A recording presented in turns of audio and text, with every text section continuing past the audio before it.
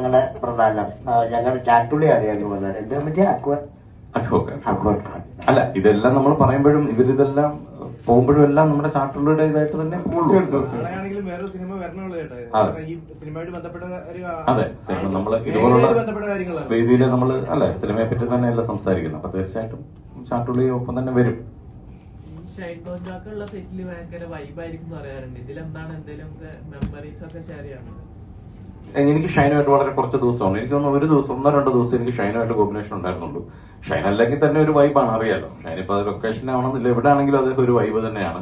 അദ്ദേഹം വരുന്ന സ്ഥലങ്ങളിലെല്ലാം ആ ഒരു വൈബ് അദ്ദേഹം സ്പ്രെഡ് ചെയ്യാറുണ്ട്, എല്ലാവരും വളരെ കംഫർട്ടാക്കി നിർത്തി. അപ്പം അത് വളരെ ഹാപ്പി ആയിരുന്നു ഷൈനും. അപ്പൊ ഞാനും വിശ്വസിക്കുന്നു നമ്മളെല്ലാവരും അതേപോലെ തന്നെ ആയിരുന്നു എന്നുള്ളതാണ്. തീർച്ചയായിട്ടും നിറയെ പേര് എന്നോട് ചോദിച്ചിട്ടുണ്ട് ഷൈനെ വെച്ച് ഷൂട്ട് ചെയ്യാൻ വല്ലാതെ കഷ്ടപ്പെട്ട് കാണുമോ. എനിക്കൊരിക്കലും അങ്ങനെ തോന്നിയില്ല. കാര്യം വളരെ എനർജിയുള്ള ഒരു ആർട്ടിസ്റ്റാണ് അദ്ദേഹം. ചിലപ്പോൾ ഷൈൻ വരാനൊരു സ്വല്പം ലേറ്റ് ആവും, അതൊക്കെ ഓരോരുത്തരുടെ വ്യക്തിയുടെ നമുക്ക് വലിയ പ്രശ്നമൊന്നും ഉണ്ടായിട്ടില്ല. കാര്യം വന്നു കഴിഞ്ഞാൽ ഫുൾ എനർജിയോടുകൂടി ഷൂട്ട് ചെയ്യും. അതിനകത്ത് യാതൊരു ഫുഡിന്റെ പ്രശ്നം അങ്ങനെ ഒന്നുമില്ല. അത് ആ ക്ലൈമാക്സ് ലൊക്കേഷനിലൊക്കെ മറ്റുള്ളവരൊക്കെ വളരെ നടന്ന് നീങ്ങാൻ ബുദ്ധിമുട്ടുള്ള സ്ഥലത്ത് പുള്ളി പാറയിലേക്ക് ചാടി നടക്കുക, ഒരു കുഴപ്പമില്ല. ഫൈറ്റ് ഇടുക ഒരു പ്രശ്നമില്ല. നിൽക്കാൻ സ്ഥലമില്ലാത്ത ഒരു സ്ഥലങ്ങളാണ്, നിന്ന വീഴും. അപ്പൊ ശരിയാ സാറ് പറഞ്ഞു, ഈ പാറയിൽ ആ പാറയിലേക്ക് എടുത്തിയാണ്. അതങ്ങനെ എടുത്തിയാടി ഞങ്ങളെല്ലാം ചെല്ലുന്നതിന് മുമ്പ് ആരാണെങ്കിലും ജീപ്പ് എടുത്ത് വിട്ടു പോകും. പിന്നെ കൊടുക്കുന്ന ഭക്ഷണം മേടിച്ച് വെച്ചിട്ടു. ഒരു ദിവസം ജാഫർക്കയുടെ ഒരു ഇൻസിഡന്റ് പറയാണ്. നമ്മളൊരു റിസോർട്ടിലാണ് താമസം. റിസോർട്ട് എന്ന് പറഞ്ഞാൽ കുന്നിന്റെ മേളിലാണ്.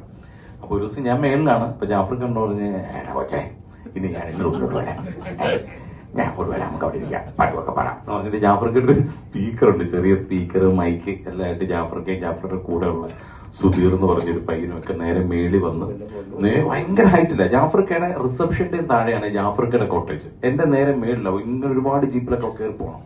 ജാഫർക്ക് ഞങ്ങളിങ്ങനെ പാട്ടെല്ലാം പാടിക്കൊണ്ടിരുന്നപ്പോ 2 മാനേജർമാര് വെട്ടി വീർത്ത് വന്നേക്കാൻ. ബാച്ചറിന് അറിഞ്ഞോന്ന് എനിക്ക് അറിഞ്ഞൂടാ.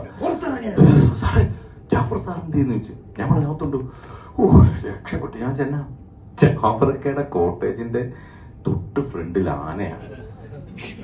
ആന നിക്കുക. അതിനകത്ത് ഇങ്ങനെ ആന ഇങ്ങനെ തുമ്പിക്ക് ജാഫർക്ക് കിടക്കുന്ന ആ കട്ടിലിനകത്തോട്ട് ഇങ്ങനെ ഇട്ടോണ്ട് ആന നിക്കുന്നത്. ജാഫർക്ക് അങ്ങനെ അവിടെ ഉണ്ടെന്നുണ്ടെങ്കിൽ ഞാൻ അങ്ങനെ ഭാഗ്യത്തിന് കയറി വന്ന, അല്ലെങ്കിൽ ആന വന്നു തീർന്ന ആനയുടെ പേടി ജാഫർക്ക് ഇങ്ങനെ നിക്കുക. ഞാൻ ചെന്നാ പറ്റിക്കാം പഠിച്ചോ മാത്രോ എന്നേക്കാം. ഇന്നലെ അവളുണ്ടായിരുന്നു ഇക്ക, ഇന്നലെ എങ്ങനെ ആന വന്ന് അവളെ എങ്ങനെ എടുത്തോണ്ട് പോയിരുന്നെങ്കിൽ ഞാൻ എന്നാ. ഞങ്ങൾ തലേദിവസം എന്റെ ഫാമിലി ആയിട്ട് എന്റെ മോനും എന്റെ വൈഫും അവിടെ നോയമ്പായോണ്ട് എന്നെ കാണാൻ വന്ന. അപ്പോ കിടന്ന ഇത് തള്ളയും മകനും പോയി. പിറ്റേ ദിവസം പിന്നെ ഈ കൊച്ചൻ മുകളിലാണ് താമസിച്ചത് കൂടെ. അപ്പൊ അവിടുന്ന് ചുമ്മാ നടന്നു കയറി ഞങ്ങൾ ചെന്ന് താഴെ മുറ്റത്താണ് ജനലെ പിടിച്ചോണ്ടിരിക്കുന്നത്. എന്നിട്ട് പിന്നെ 6 ആർട്ടിസ്റ്റ് സംഘമൊക്കെ ഒന്ന് വെടിവെച്ച് വായിച്ച് അങ്ങനെ ആനയായിരുന്നു മൊത്തം വലിയ സമയം. പടക്കം പൊട്ടുന്നുണ്ട്. അപ്പൊ ഞാൻ ജാഫർക്ക് പടക്കം പൊട്ടുന്നത് ഇവിടൊക്കെ വലിയ ഉത്സവമായിരിക്കും ആദ്യം പറഞ്ഞു. അപ്പൊ ഞങ്ങള് അവിടെ പൊട്ടുന്നു. ഞങ്ങൾ ജാഫർക്ക് ഇത് കൊള്ളാനും ഉത്സവ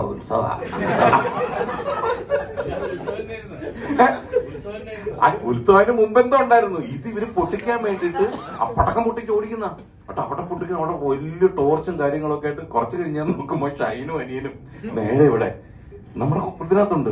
ഇങ്ങോട്ട് വല്ലതും വരുവാട്ടോ കുറച്ച് നോക്കി. ഞാൻ പറഞ്ഞ പേടിക്കണ്ട, ഇതുവഴി എന്തെങ്കിലും വരത്തില്ലെന്ന് പറഞ്ഞ് കുറെ കഴിഞ്ഞിട്ടാ പോയെ.